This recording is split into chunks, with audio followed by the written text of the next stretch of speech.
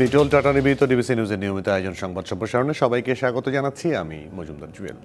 দিনে বাছাই করা সংবাদ এবং এর পর্যালোচনা নিয়ে সংবাদ সম্প্রসারণে আজ অতিথি হিসেবে অনলাইনে যুক্ত আছেন ইকোনমিক টাইমসের সম্পাদক শওকত মাহমুদ এবং জিটিভির প্রধান সম্পাদক সৈয়দ ইশতিয়াক রেজা।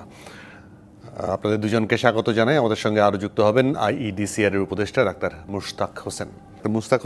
যে কথাটি আজকে স্বাস্থ্যমন্ত্রী বললেন যে গণটিকা আর নয়, এবং গণটিকা শব্দটি আর ব্যবহার করবেন না, কারণ তাদের হাতে এখন ভ্যাকসিনের সেই সহজপ্রাপ্যতা নাই। এই কারণে গণটিকা কার্যক্রম বন্ধ করা হয়েছে। তাতে আমি যেটা জানতে চাই যে যেখানে 6 দিনের মধ্যে 30 লক্ষ মানুষকে টিকা দেওয়া গেছে, তাতে মানুষের মধ্যে একটা নেগেটিভ ইম্প্যাক্ট তৈরি হতে পারে কিনা, আগ্রহে ভাটা লাগতে পারে কিনা?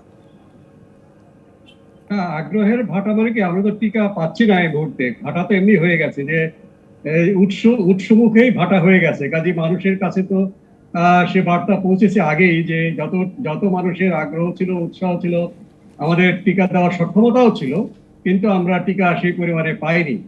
এটা বিশ্বব্যাপী যে টিকা বৈষম্য, সেই টিকা বৈষম্যের আমরাও শিকার, অধিকাংশ দেশই তাই। কাজে আমাদেরকে যে পদ্ধতির টিকা দেওয়া হচ্ছে, সেই পদ্ধতিতে এই পরিমাণ টিকাতে দেওয়া যাবে। যদি টিকা বেশি আসে, নিশ্চয়ই আরো দ্রুত গতিতে প্রতিদিন 1 কোটি মতো টিকা দেওয়ার মতো কাজ করা যাবে। জি জি, শওকত মাহমুদ, আপনার মূল্যায়ন জানতে চাই। দেখুন, এই হাতের টিকা নেই, আমার তো একটা প্রজ্ঞায় বলে যে আমার হাতে কতগুলো টিকা আছে এবং কত মানুষকে দিতে পারবো, সেগুলো বিশ্লেষণ না করি যে আমরা গণ টিকাদান নামে একটা কর্মসূচি শুরু করে দিলাম, এটা কিন্তু আমার মনে হয় না যে এটা খুব একটা বিচক্ষণতার পরিচয় দেওয়া হয়েছে। এটা সরকারের হয়তো একটা স্টান্ট ছিল যে আমরা মানুষের মধ্যে এমনি টিকা বিতরণ করছি, এবং রাজনৈতিক মহল থেকে বলা হয়েছিল এটা গণটিকাদান না গণপ্রতারণা। আজকে তো মনে হচ্ছে যে কয়েকদিন টিকা দিয়ে টিকা ফুরিয়ে গেছে। এই কথাটা বলার অর্থ হচ্ছে যে আসলে টিকার মজুদ।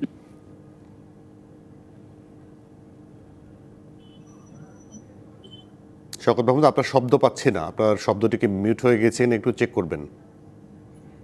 শওকত মাহমুদ, সেখানে আমার মনে হয় যে আজকে স্বাস্থ্যমন্ত্রী এই কথা বললেন যে টিকা নাই, এখন দেবো থেকে, পরে আসলে সবাই রেজিস্ট্রেশন করে দেওয়া হবে। তো কোনো একদিন হয়তো স্বাস্থ্যমন্ত্রী এই কথাও বলতে পারেন যে আমরা আসলে যেসব পরিসংখ্যান দিয়েছি এগুলোর মধ্যে আমাদের কোথাও ভুল হয়েছিল, আসলে পরিসংখ্যান এমন, এই কথাও একদিন বলতে পারেন। তা আমরা খুব বিস্মিত স্বাস্থ্যমন্ত্রীর এই পিছু টানে এবং এই গণটিকাদান কর্মসূচির এই আপাতত স্থগিতে আমার কাছে মনে হলো যে এটা সরকারের বিচক্ষণতার একটা, আমি বলবো যে একটা চরম ব্যর্থতা। সৈয়দ ইশতিয়াক রেজা, এটা তো খুবই হতাশাজনক কথা আজকে আমরা বলতে গেলে শুনলাম স্বাস্থ্যমন্ত্রীর কথায়। তিনি জুলাই মাসে বললেন 11 কোটি টিকা দেওয়া হবে ডিসেম্বর জানুয়ারির মধ্যে, আজকে তিনি সেটা ফেব্রুয়ারি মাসে নিয়ে গেলেন, তাও 8 কোটি। এবং এটাও যে রাখতে পারবেন সেরকম কনফিডেন্স কিন্তু, আস্থার সুর কিন্তু তার গলায় নেই, কারণ তিনি বলেছেন টিকা প্রাপ্তি সাপেক্ষে এটা হবে। তাহলে এতদিন এত যে কথা বলা হলো টিকার কোনো সমস্যা হবে না, আমরা যেখান থেকে পারি সেখান থেকে টিকা আনবো, এই কথাগুলো যে মানুষকে বলা হলো, মানুষের ভিতরে একটা আগ্রহ তৈরি করা হলো। এখন অর্থনীতির ভাষায় যেটা হলো ডিমান্ড এবং সাপ্লাই সাইড, প্রচন্ড চাহিদা কিন্তু সরবরাহ নাই। তাহলে যেটা ঘটলো, বাজারে তো এর একটা নেতিবাচক প্রভাব পড়বে, মানুষ হতাশার জায়গায় চলে যাবে। সবচেয়ে বড় কথা যে আমাদের অনেকগুলো কাজ যে বাকি আছে, মানুষকে টিকা দেওয়া এবং মানুষকে কাজের মধ্যে ফিরিয়ে আনা, স্কুল কলেজগুলো খোলা, তাদেরকে লেখাপড়ার মধ্যে ফিরিয়ে আনা, এই সমস্ত কিছু আমার কাছে মনে হচ্ছে যে একটা সাংঘাতিক বাজে জায়গায় চলে গেল। এবং টিকার যে এভারেজ দেখতে পাচ্ছি, টিকাকরণের ভ্যাকসিনেশন এভারেজ মাত্র 4%, যেটা আমাদের চাইতে একমাত্র আফগানিস্তান পিছনে দক্ষিণ এশিয়া, বাকি সবাই আমাদের চাইতে এগিয়ে আছে। তাহলে টিকা নিয়ে স্বাস্থ্যমন্ত্রী সহ অন্যরা যা বলেছেন তা যে পুরোটাই গালগল্প ছিল, এখন তো মানুষ সেটাই বলবে যদি গালগল্প নাও হয়ে থাকে। টিকার উৎসমুখে টিকা বন্ধ হয়ে গেছে, এটা মুস্তাক ভাই বলছেন, ডাক্তার মুস্তাক হোসেন বলছেন, কিন্তু সেটা তো আগে থেকে প্রেডিক্ট করা উচিত ছিল, ধরতে পারা উচিত ছিল। বিশাল একটা প্রত্যাশার ক্ষেত্র তৈরি করা এবং এখন মানুষকে একটা হতাশার মধ্যে ফেলে দেওয়া যে টিকা আসছে না, টিকা পাওয়া যাচ্ছে না, এবং বারবার টার্গেট পরিবর্তন করা, এগুলো আমি বলবো যে একটা সুষ্ঠু ব্যবস্থাপনা এবং সমন্বয়ের অভাব। অবশ্যই ডাক্তার মুস্তাফিজ হোসেন, পাশাপাশি মৃতের সংখ্যা কমছে, আমরা বলছি বারবার, মানে গত কয়েকদিন ধরে দেখা যাচ্ছে আজকে 117 জন মারা গেছে। সেটিকে ধরে আমরা এক ধরনের আত্মতুষ্টিতে ভুগছি বলেই মনে হয়, কারণ আস্তে আস্তে আজকে শিক্ষা প্রতিষ্ঠান খুলে দেওয়া হচ্ছে, মানে প্রাথমিক বিদ্যালয়ে শিক্ষকরা অফিস করবেন, সেখান থেকে অনলাইনে ক্লাস করবেন, কিন্তু অনলাইনে ক্লাস যে করাবেন, কটা স্টুডেন্টের হাতে আসলে এরকম ডিভাইস আছে তারা অনলাইনে বাড়িতে বসে ক্লাস করতে পারবে?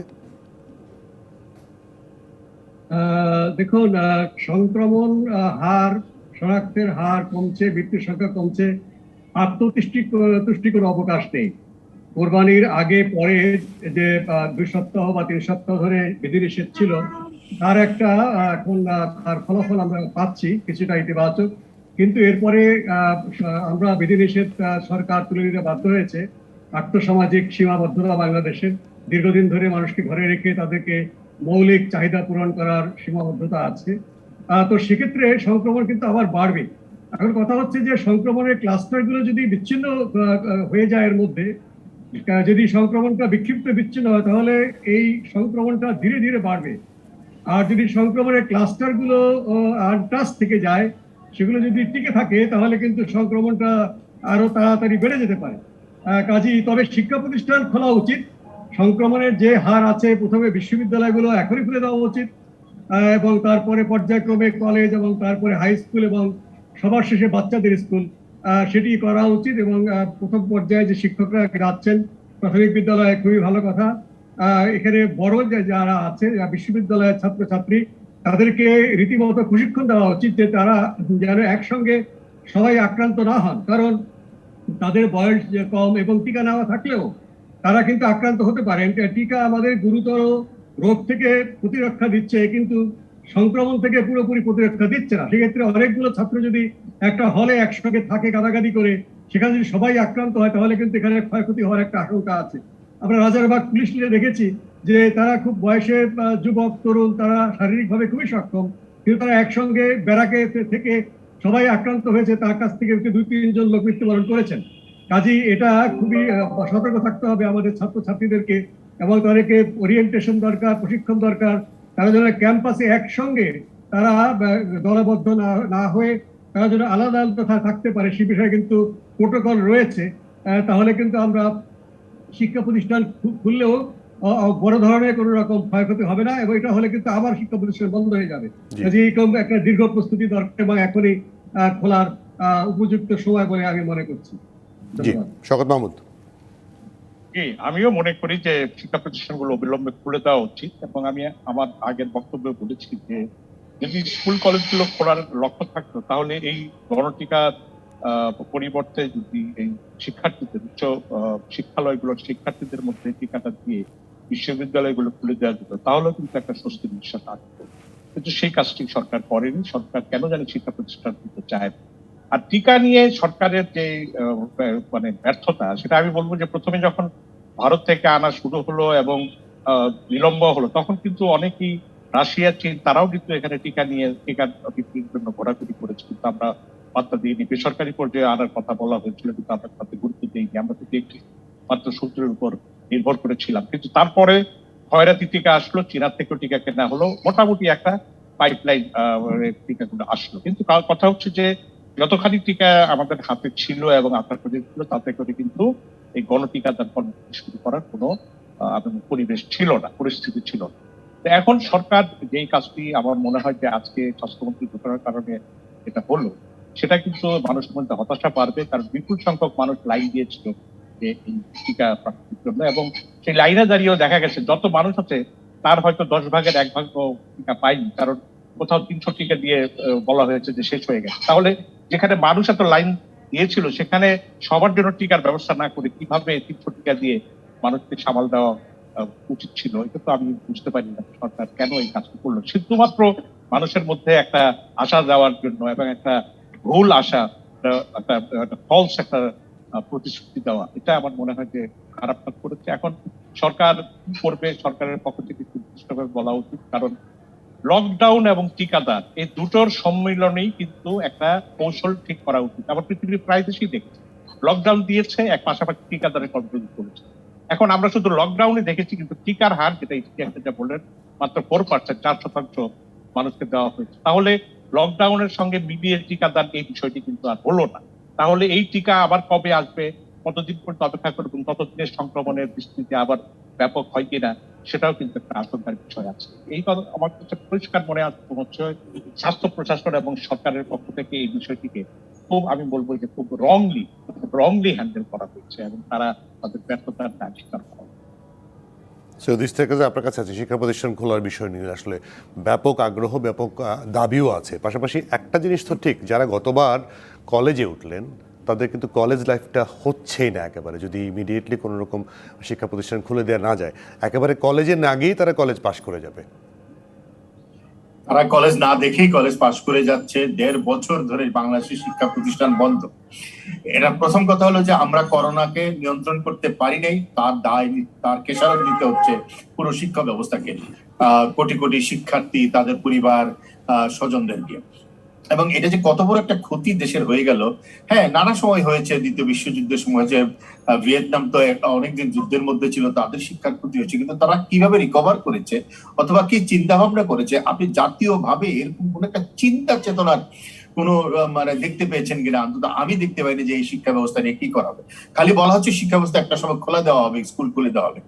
কিভাবে খুলে দেওয়া হবে? প্রচুর ছাত্রছাত্রী খুলে দেওয়া হলে তারা আর ফিরতে পারবে না। প্রচুর মেয়ে আছে যাদেরকে বাল্য বিবাহ হয়ে গেছে। প্রচুর শিক্ষক আছে, তারা হয়তো আর কোনোদিন শিক্ষক হওয়ার জন্য ফিরতে পারবে না, তাদের অর্থনৈতিক মেরুদণ্ড এমন ভাবে ভেঙে গেছে। আমরা তো শুধু সরকারি স্কুল বা সরকারি কলেজ বা বিশ্ববিদ্যালয় দিয়ে বিচার করলে হবে না, এটা বিশাল একটা কাঠামো হয়ে গেছে আমাদের এখানে। তারপরে দেখেন এখানে স্টেক হোল্ডার যারা আছে, বিশ্ববিদ্যালয়গুলোর কথা যদি চিন্তা করি, আমি যে পাবলিক বিশ্ববিদ্যালয়গুলি, তারা স্টেক হোল্ডার হিসেবে একটা প্রস্তাবনা নিয়ে আসলো না, তারা শুধু সরকারের মুখাপিত্ত হয়ে থাকলো, কখন সংক্রমণ কমবে, কখন বিশ্ববিদ্যালয় খুলবে। বিকল্প শিক্ষা ব্যবস্থা কি হবে? বিকল্প মানে কি কিছু অনলাইন, যেখানে ডিভাইসের কস্ট এত, যেখানে অনলাইনের ডাটা কেনার কস্ট এত, এবং এটা যে আরেকটা নতুন করে বাংলাদেশের সমাজে একটা ডিজিটাল ডিভাইড, ধনী গরিব, শহর গ্রাম, কেন্দ্র প্রান্তের ডিভাইড, একটা বিভাজন তৈরি করলো, সেটাও কি আমরা আমাদের মাথার মধ্যে এনেছি কিনা আমি জানি না। এতদিন পরে খোলার একটা উদ্যোগ নেওয়া হচ্ছে, আমি এটাকে স্বাগত জানাই। এবং কতটা ব্যবস্থাপনার মধ্যে, কতটা সার্থকতার সাথে এটাকে রাখা যাবে। আপনি দেখেন কিছু কিছু স্কুল আছে, এবার মাদ্রাসার কথা যদি ধরেন, সেটা তো শুধু স্কুল না, শিক্ষা প্রতিষ্ঠান, তারা সেখানে খায়, থাকে, তাদের থাকতে হয়। আমরা কখনো এটা নিয়ে চিন্তা করেছি কিনা? আমরা এমএ পাস, বিএ পাসের কথা ভাবছি। আপনার এই 1.5 বছরের শিক্ষা জীবনে যে কত ছাত্রছাত্রীর জীবন সঙ্গীন হয়ে গেল, আমরা কি একটা চিন্তা করেছি যে আমরা কিছু টেকনিক্যাল এডুকেশনের কথা ভাববো? আবার টেকনিক্যাল এডুকেশন মানে কিছু ওয়েল্ডিং শেখানো না, কিন্তু এর একটা যে কর্মপন্থা বের করা জাতীয়ভাবে, একটা কিছু দৃশ্যমান হয়নি আমার সামনে, তো আমি দেখতে পাইনি।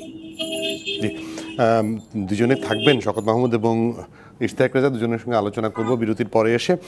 ডাক্তার মুশতাক হোসেন, আপনাকে অনেক ধন্যবাদ, আপনি আমাদেরকে সময় দিয়েছেন আজকে। দর্শক, নিটল টাটা নির্মিত সংবাদ সম্প্রসারণে একটা বিরতির সময় হচ্ছে। বিরতির পর আবারও স্বাগত নিটল টাটা নিবেদিত সংবাদ সম্প্রসারণের সাথে আছেন ইকোনমিক টাইমসের সম্পাদক শওকত মাহমুদ এবং জিটিভির প্রধান সম্পাদক সৈয়দ ইশতিয়াক রেজা। শওকত মাহমুদ, আজকে মন্ত্রিপরিষদ সচিব যে ব্রিফিং করেছিলেন, সেখানে তিনি বলেছেন বরিশালের ঘটনায় অ্যাডমিনিস্ট্রেটিভ অ্যাসোসিয়েশনের বিবৃতির সঙ্গে তারা একমত নন, অথচ এই অ্যাসোসিয়েশনের সভাপতি একজন সিনিয়র সচিব, সেক্রেটারি একজন সচিব, 4 জন সহসভাপতি তারাও সচিব, তারা বিবৃতি দেওয়ার সময় এটা ভাবেননি?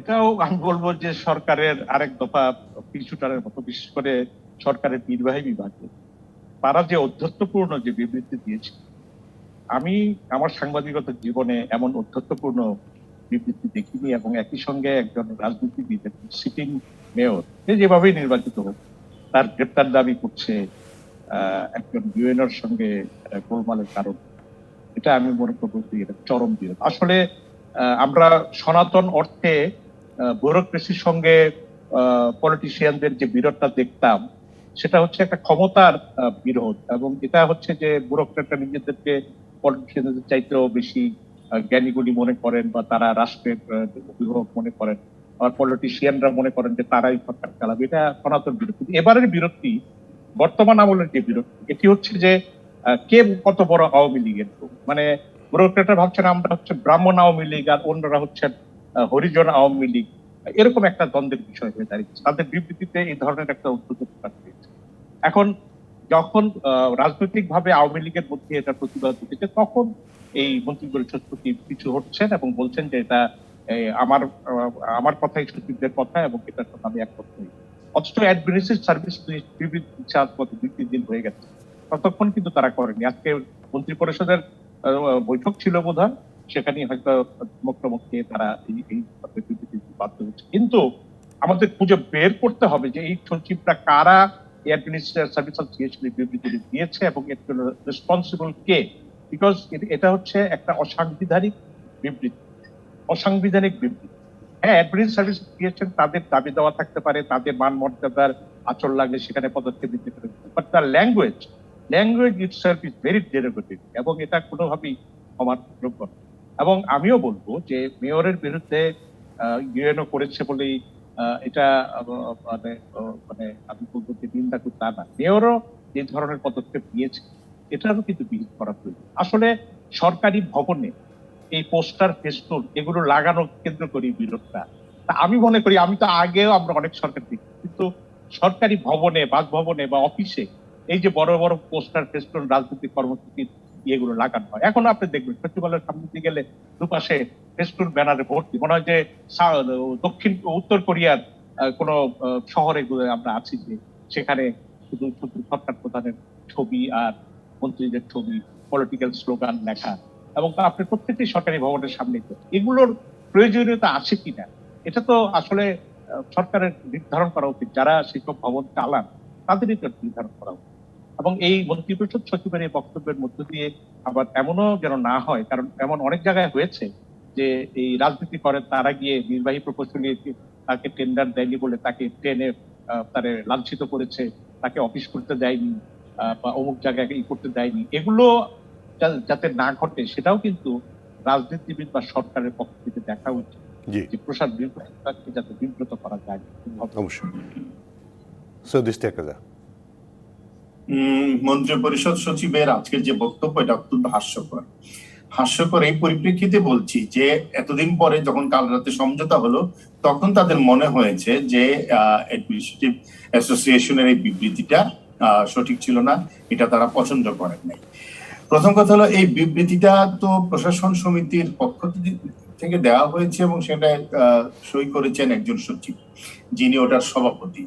দুঃখ লাগে যে যেই সচিবরা নিজেদেরকে এত জ্ঞানী গুণী ভাবেন তাদের প্রেস রিলিজে নিজেদের অ্যাডমিনিস্ট্রেটিভ বানানটা কয়েক জায়গায় ভুল আছে, সরকারি বানানটা ভুল আছে কয়েক জায়গায়, এমনকি বাক্যে ভুল আছে।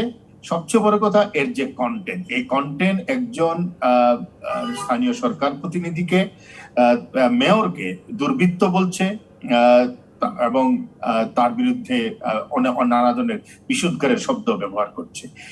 বিসিএস এর এই অফিসারদের সমিতিগুলো ক্রমে একটা ট্রেড ইউনিয়নে পরিণত হচ্ছে কিনা এই কথাটা কিন্তু অনেকদিন থেকে আমরা বলছি। সেই বিবেচনায় এই বিবৃতি তো প্রত্যাহার করা হয়নি, তারা যত কথাই বলুন না কেন অ্যাসোসিয়েশন তো সেই বিবৃতি প্রত্যাহার করা হয়নি। এখন আসেন যে প্রশাসন এবং যে রাজনৈতিক নেতৃত্বে যে দ্বন্দ্বের কথা বলছে, সেই দ্বন্দ্বটা আমরা মনে করি যে এটা কোনো মতেই কাম্য নয়, কিন্তু দ্বন্দ্বটা সৃষ্টি হলো কেন সেইটা কিন্তু একটু বিচার্য বিষয় আছে। মেয়র স্থানীয় সরকারের প্রতিনিধি, উপজেলা নির্বাহী কর্মকর্তা কিন্তু কেন্দ্রীয় সরকারের প্রতিনিধি, এবং আমরা দেখছি বাংলাদেশে প্রান্তিক পর্যায়ে কেন্দ্র এবং প্রান্তের মধ্যে এই যে দ্বন্দ্বটা এটা বিরাজ করছে। এবং এখানে প্রশাসনের সাথে যে রাজনীতির দ্বন্দ্বের কথা বলছে তার আগে কিন্তু নিজেদের মধ্যে দ্বন্দ্বের ঘটনা ঘটেছে। মেয়রের সাথে স্থানীয় সংসদ সদস্য যিনি আবার পানি সম্পদ প্রতিমন্ত্রী, তার দ্বন্দ্বের ফলাফল কিন্তু পুরো ঘটনাটা। সুতরাং এখানে কিন্তু শাসক দলের নিজেদের ভিতরকার দ্বন্দ্বের কথাটাও উচ্চারিত হওয়া প্রয়োজন এবং কার কি ভূমিকা আছে। মেয়রের লোকজন একটা সরকারি স্থাপনায় ঢুকে রাতের বেলা ব্যানার কেন রাতেই ছিটতে হবে, আবার সরকারি স্থাপনায় কেন এত ব্যানার থাকবে, আপনি কি একটা কোনো সদুত্তর পেয়েছেন কিনা বলেন তো? এবং কালকে যে সমঝোতা হলো সেখানে কিন্তু উপজেলা নির্বাহী কর্মকর্তা যাননি, তার কিন্তু কোনো ছবি কিন্তু আমরা দেখি নাই, এবং হয়তো এখন তাকে বদলি করে দেওয়া হবে।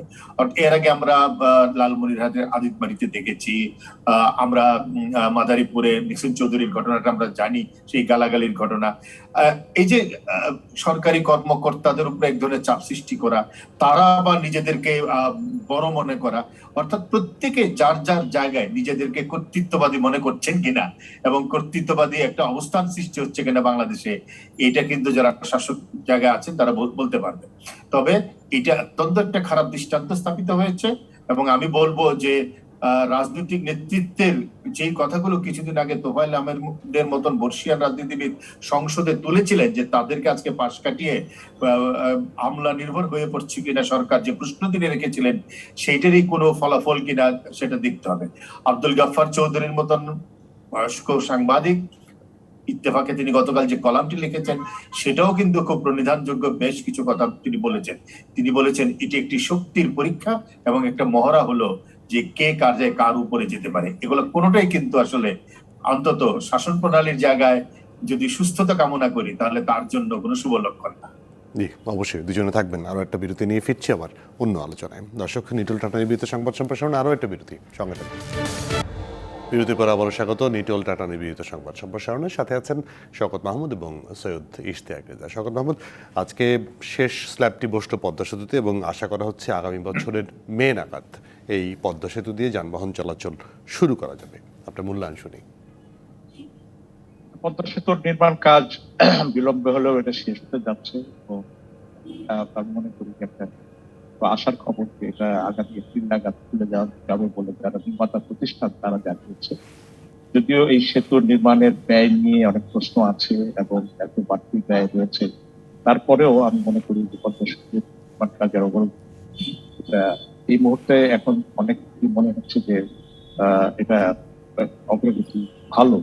তবে আমার কাছে মনে হয়েছে যেহেতু এখন এটা নির্মাণ ব্যয় নিয়ে এবং কারিগরি দিক নিয়েও কিছুটা প্রশ্ন আছে এবং এত ফেরিগুলোর পারাপার করতে ফেরিগুলো বারবার ধাক্কা খাচ্ছে, এই বিষয়গুলো লক্ষ্য করাটা উচিত। তবে পদ্মা সেতু ডেফিনেটলি মানুষের বহুদিনের চাহিদা পূরণ করবে, এটা স্বাভাবিক মনে করতে অগ্রগতি। সৈয়দ ইশতিয়াক রেজার পাশাপাশি একটা জিনিস, মানে পদ্মা সেতু প্রকল্প তারা বলছে যে জুন লেগে যাবে এখানে গাড়ি চলাচল করতে, কিন্তু সরকার বা সেতুমন্ত্রী বারবারই বলছেন যে মের মধ্যে তারা শুরু করবেন। এত প্রয়োজনটা কি এক মাসের জন্য সময় এগিয়ে নিয়ে আসা? প্রথম কথা হলো পদ্মা সেতুর যতবার স্ল্যাব বসছে প্রতিবারই নিউজ হয়েছে, সুতরাং শেষ স্ল্যাবটিও বসছে, সেই কারণে সেটা নিউজ হয়েছে। আমরা সবাই আনন্দিত যে এটা স্ল্যাব বসানোর কাজটা শেষ হচ্ছে এবং এটা যত দ্রুত শেষ হবে ততই আমাদের জন্য উপকার, কারণ দক্ষিণবঙ্গের যে অর্থনীতি, পিছিয়ে থাকা অর্থনীতি, সেটির ভিত্তিতে একটা প্রাণ সঞ্চার হবে। এবং সবাই যে এস্টিমেটটা যেটা করছে যে পদ্মা সেতুর কারণে ওই অঞ্চলের জিডিপির প্রবৃদ্ধি একটা বড় ধরনের জাম্পের দিকে যাবে। আমাদের এখানে সবচেয়ে বড় সমস্যাটা হলো যে আমরা কত সময় লাগে এবং কত খরচ করে শেষ পর্যন্ত যখন একটা প্রকল্প বাস্তবায়ন করি তার অর্থনৈতিক আউটপুটটা কি হয় সেটা আর আসলে আমাদের এখানে সেই ক্যালকুলেশনটা আমরা কখনো করি না। তো সেই কথাটাই শওকত ভাই বলছিলেন। অন্যদিকে এক মাসের কথা যেটি বলছিলেন, আমিও নিজেও একটু হতবাক হয়েছি, যেখানে সেতু কর্তৃপক্ষ এবং ইঞ্জিনিয়াররা বলছেন তাদের জুন মাস লেগে যেতে পারে, কিছুটা বিলম্ব হতে পারে, সেখানে এক মাস আগে এটাকে চালু করে দেওয়ার কথা বলছে। আমার কাছে মনে হচ্ছে এটা অতি উৎসাহ। আমাদেরকে একটু বাস্তববাদী হওয়া প্রয়োজন এবং আমরা মনে করি যে এই বাস্তববাদিতার ভেতর থেকেই এক একটা প্রকল্পকে মূল্যায়ন করা উচিত। এবং পদ্মা সেতু আমাদের স্বপ্নের সেতু, আমাদের বাংলাদেশে এর চেয়ে বড় প্রকল্প এর আগে আর বাস্তবায়ন হয়নি। এবং বড় স্বপ্ন দেখার যে একটা প্রচেষ্টা বাঙালি হাতে নিয়েছে, শুধু উন্নয়ন স্পৃহা নয়, বড় স্বপ্ন দেখা, সেই জায়গায় কিন্তু বড়ভাবে বাস্তবিক হওয়াটাও কিন্তু অনেক বেশি প্রত্যাশিত। জি, অবশ্যই। পাশাপাশি যেটা শওকত মাহমুদ বললেন, আমি সেটাও জানতে চাই যে বারবার ব্রিজের মধ্যে ধাক্কা খাচ্ছে ফেরি এবং সেটি সেতু কর্তৃপক্ষ থেকে বলা হচ্ছে যে এরকম ধাক্কায় সেতুর কিছুই হবে না। সেটিকে আদৌ কিছু হবে না? কিছু হবে না, চাইতে বড় কথা ধাক্কা লাগবে কেন? পদ্মা সেতু দুই পিলারের মাঝে যে স্পেস আছে তাতে অন্তত 3টা ফেরি পারাপার করতে পারে, তারপরেও এই সেতুতে ধাক্কা লাগছে।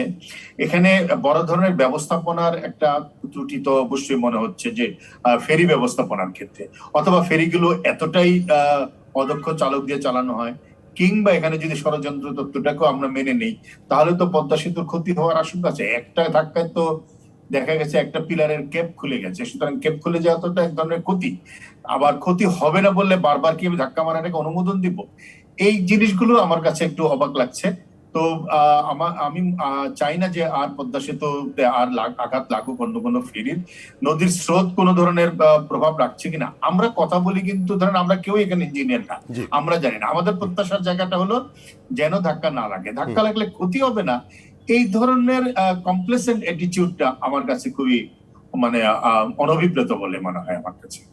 জি, শওকত মাহমুদ, যে প্রসঙ্গটা বলছিলাম যে মে মাসে চালু হবে, আবার কর্তৃপক্ষ বলছে জুন মাসের আগে তারা দিতে পারছে না, এর আগেও ডেট দেওয়া হয়েছিল, হয়নি, এবং একটি ডেট তো আমাদের মেট্রো রেলের ক্ষেত্রে ঘোষণা করাই আছে, 16ই ডিসেম্বর চালু হবে। কাজের অগ্রগতিতে সেটি কতটুকু অগ্রগতি হয়েছে সেটিও আসলে আমাদের কাছে স্বচ্ছ নয়। এই এই বড় প্রকল্পগুলো, মেগা প্রকল্পগুলো বাস্তবায়নের ক্ষেত্রে ডেফিনেটলি সরকার 2023 সালের যে নির্বাচন হবার কথা রয়েছে তার আগে একটা সমাপ্ত করার একটা কৃতিত্ব নেবার চেষ্টা থাকবে।